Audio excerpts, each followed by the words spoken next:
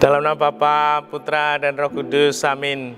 Ibu bapak, saudari, saudaraku yang terkasih, salam bantul kasih, berkah dalam. Kembali kita berjumpa dalam renungan harian. Hari ini Senin 7 September 2020. Kita akan mengambil dari Injil Lukas, bab 6, ayat 6-11. Pada suatu hari Sabat, Yesus masuk ke rumah ibadat, lalu mengajar. Di situ ada seorang yang mati tangan kanannya. Ahli-ahli Taurat dan orang-orang Farisi mengamat-amati Yesus. Kalau ia menyembuhkan orang pada hari Sabat, agar mereka mendapat alasan untuk menyalahkan dia. Tetapi Yesus mengetahui pikiran mereka. Ia berkata kepada orang yang mati tangan kanannya, "Bangunlah dan berdirilah di tengah." Maka bangunlah orang itu dan berdiri di tengah. Lalu Yesus berkata kepada mereka, "Aku bertanya kepada kalian, manakah yang diperbolehkan pada hari Sabat? Berbuat baik atau berbuat jahat? Menyelamatkan orang atau membinasakannya?" Sesudah itu, ia memandang keliling kepada mereka semua, lalu berkata kepada orang sakit itu, "Ulurkanlah tanganmu." Orang itu mengulurkan tangannya dan sembuhlah dia. Maka meluaplah amarah ahli-ahli Taurat dan orang Farisi. Lalu mereka berunding apakah yang akan mereka lakukan terhadap Yesus. Demikianlah Injil Tuhan, terpujilah Kristus. Saudari, saudaraku yang terkasih, Plato, wah ini filsuf ya, sering kita dengar. Kalau saya mengatakan ini pasti juga ingat Homo homini lupus. Nah, ini yang artinya manusia adalah serigala bagi sesamanya. Nah, ternyata itu menjadi nyata ya, bahwa kekerasan, penindasan, ketidakadilan sungguh-sungguh terjadi di dalam kehidupan manusia dan mungkin dalam kehidupan kita. Maka sungguh Injil hari ini menyapa kita.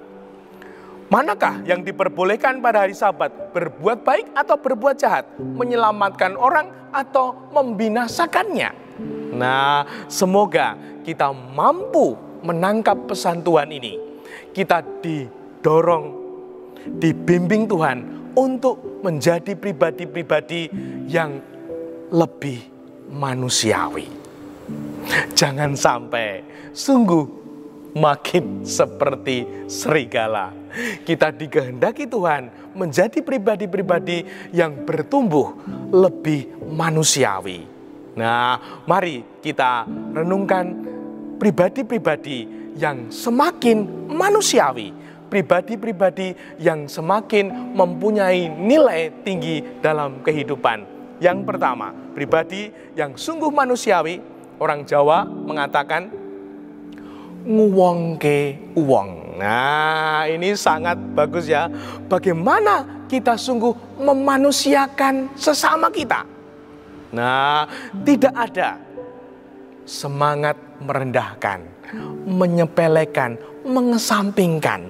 Nah, semoga ini sungguh-sungguh menjadi semangat kita, apalagi kita masih juga sebagai orang Jawa, nguwongke, dengan menyapa, dengan memberikan perhatian, sehingga sungguh kehidupan kita bertumbuh menjadi semakin baik. Dan semoga semangat menghormati, semangat menghargai sungguh-sungguh terjadi dalam keluarga, komunitas, dan masyarakat kita. Yang ketiga, pribadi yang makin manusiawi. Orang Jawa mengatakan menang tanpa ngasorake. Nah, menang tanpa merendahkan. Nah, ini sungguh-sungguh menjadi semangat pribadi pemimpin kita saat ini, di mana Jokowi ini wah luar biasa ya. Bagaimana dia sungguh cerdik mengalahkan lawan-lawannya tanpa ngasorake, tanpa merendahkan. Ini butuh jiwa yang besar. Nah, semoga kita pun mampu memiliki jiwa yang besar, menang tanpa merendahkan. Semoga dimampukan Tuhan. Yang ketiga, nyuwargake wong tua. Nah, ini sungguh-sungguh menjadi semangat orang Jawa juga, memuliakan orang tua. Kalau kita semua membuat pengeluaran yang banyak untuk orang tua, kita tidak akan miskin.